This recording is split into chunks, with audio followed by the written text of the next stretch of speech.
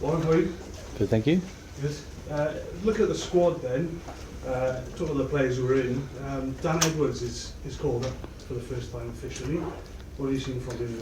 No, we've been impressed with him. We were hoping to have him in the autumn, but fortunately had a bit of a groin strain and picked up a head knock as well, so we didn't get a chance to look at him. But we've been impressed with him in terms of the way that he's played, and starting to mature nicely into looking like a quality 10.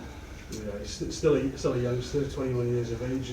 Any qualms about putting him into a Six Nations environment? Well, I think it's, for us it's a one position where we've spoken about trying to develop some strength and depth in there, and I think someone like him gets an opportunity to stake a bit of a claim. And like I said, we have been impressed with the way that he's played and his calmness and the way that he's controlled games. His kicking game's really developed in recent times as well. So, and he's got a good running game too. So, we've been impressed with him. The other uncapped players, obviously, what have you seen from him? Yeah, he's pretty exciting in terms of he's got a presence about him. He's quick and good aerial. Even though he's been playing on the wing, he had a lot of games at fullback as well. I think last year he played 21 out of 22 games at fullback as well, so potentially he's an option for us there going forward. Probably the back three has been like a concern for us in terms of strength and depth, and we had we've got some more options there now, and it's good to see someone like Josh Adams back in contention too. Yeah, you mentioned Josh here, obviously Liam Williams coming back, and up front Big Falatau as well. It's a hell of a lot of experience coming back into a squad that needs it. Yeah, absolutely. That's kind of been the positive for us. Someone like David Jenkins coming back too, and bringing back his energy and enthusiasm into the squad too, which will be a positive. And it's probably the first time for a while we had some real sort of dilemmas around some of the selections and some good healthy debate around the team. Yeah, I imagine there's probably been a debate around Max Llewellyn, the guy who started in the autumn quite regularly and seems to be doing all right for Gloucester. Yeah, well. Look, he's pretty unlucky in terms of that.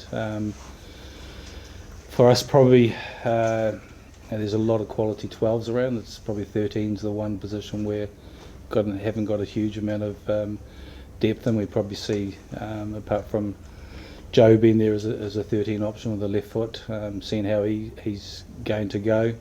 And he's probably he's definitely unlucky in terms of missing out on the squad. We were limited a little bit. I mean, the maximum we were looking at was picking a squad of 33. We ended up picking 34 because we get a chance to go to France with a really short preparation time in terms of that Friday night, and then we're down to Nice for a week on a camp, which we've done before, which has been hugely positive for us, and before we go to Rome for that second game. Is there anything more Max could have done in recent weeks to convince you? No, look, he's been spoken to in terms of that, and there's probably for him as an opportunity to, looking for more touches and getting his hands on the ball. He didn't have any touches against the game against South Africa. I know he didn't have a lot of ball in that game, and he's just got to continue doing what he's doing. There's a long discussion around the midfield selection and the makeup of that, and trying to get some experience in certain positions around some of the youngsters that are coming in. And just for us trying to get a real balance in the team with, like I said, with some experience and giving those youngsters an opportunity with certain players around them. Yeah, just last one on the squad, obviously Gareth Hanscom is not involved. Do you mind explaining his position? Look, that was again a big point. We've spoken about 10 as being the position for us in terms of developing some strength and depth over the next couple of years, and looking to short-term and long-term in terms of building some players that get some experience in that 10 position. We know that Gareth's got a lot of experience there. And probably one of the things that we talked about, he's 33 now. By the next World Cup he'll be 36. Is he going to be around in 3 years' time for the World Cup? And we need to really develop some options for us in that 10 position. looking at the bigger picture then, obviously the campaign as a whole, you know, the autumn, I think there was a question during the campaign where we discussed the fact that it's not a tournament. Yep. This is a tournament, and it's all about winning, isn't it? Yeah, absolutely. We know it's about performance. We know it's about results. Like I said, those first two games are really important for us. And that game in Paris, we know it's going to be tough, and then obviously the Italy game, and it's also a tournament about momentum too. You give a couple of good performance results, and you never know what can happen in this tournament. And yeah, we're excited about the squad. We're excited about the balance and the mixture, and obviously with some experienced players coming back into to bolster the squad, I think it's going to be a real positive for us. Just last one from me then. Obviously we had the review after the autumn campaign. Suggestion in the sort of press release from Abby Tierney afterwards was that the Six Nations is going to be very important in terms of what is put out on the field. Do you feel like your job is on the line in this game? Yeah, absolutely. Yeah, so you know, there's been a lot of discussions and debate about that. I'm pretty well aware of the situation that we're in as a group of coaches and stuff, and you know, we've just got to go out there and work hard and look to show improvements and perform well. Thanks, Warren. Good luck. Cheers, thank you. Warren, some of the young crop you identified last year were Cam Winnett. He had a good run. He's not made the cut this time. Pencampwriaeth also. What about their omissions? Yeah, look, it's like I said, when we were limited a little bit on numbers, how did we get the balance right? Did we Tame's unlucky because we decided to go with 5 second rows and 5 back rows. We talked about, was it going to be 6 back rowers and 4 second rows.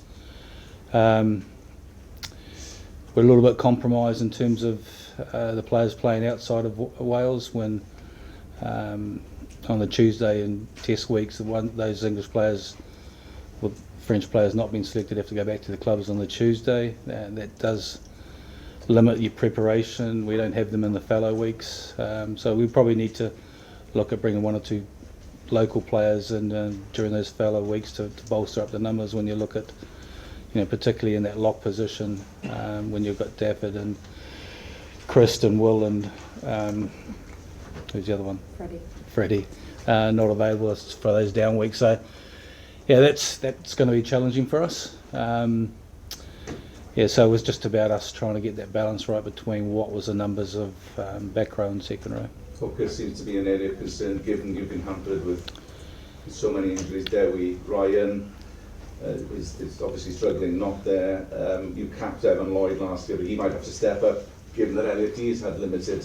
Yeah, Elliot has. Yeah, I thought Elliot was good yesterday. He's had some good touches and things, and for someone who hasn't played for a while, he brings some experience, and for us, continue to persevere with Evan. We know he's still learning his trade there, but around the field he's got a huge amount to offer.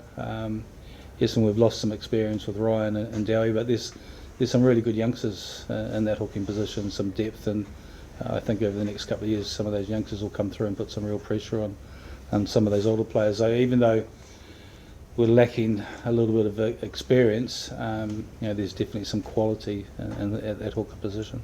Was captaincy an easy or an easier decision? Because Dav has been injured. You went with Dav last year, Dav Jenkins, but Jack's been given the nod. Yeah, I think that you know, Jack was one of the captains in the World Cup and has been captaining the Ospreys as well, and we know, I thought Dav did a really good job. I think in 3 players that we've used in that captaincy role, in terms of Dowie and Jack and David, you know, all 3 young men with a huge amount of potential and great leadership potential too, in terms of the squad too. So you know, any one of those 3 could do a great job for us. Just a simple and picking up on Matt's question, France on a Friday night, we've been here before 2019 when the rain came down. It's a different situation, but is it one you can really look forward to, or is there trepidation going? There's always trepidation. look back to the Six Nations last year when we were ahead at 62 minutes and they brought all their bench on, which had a massive impact probably in the last 15 minutes, and we weren't able to deal with the impact of their bench. And probably playing France first up is not a bad thing for us to do.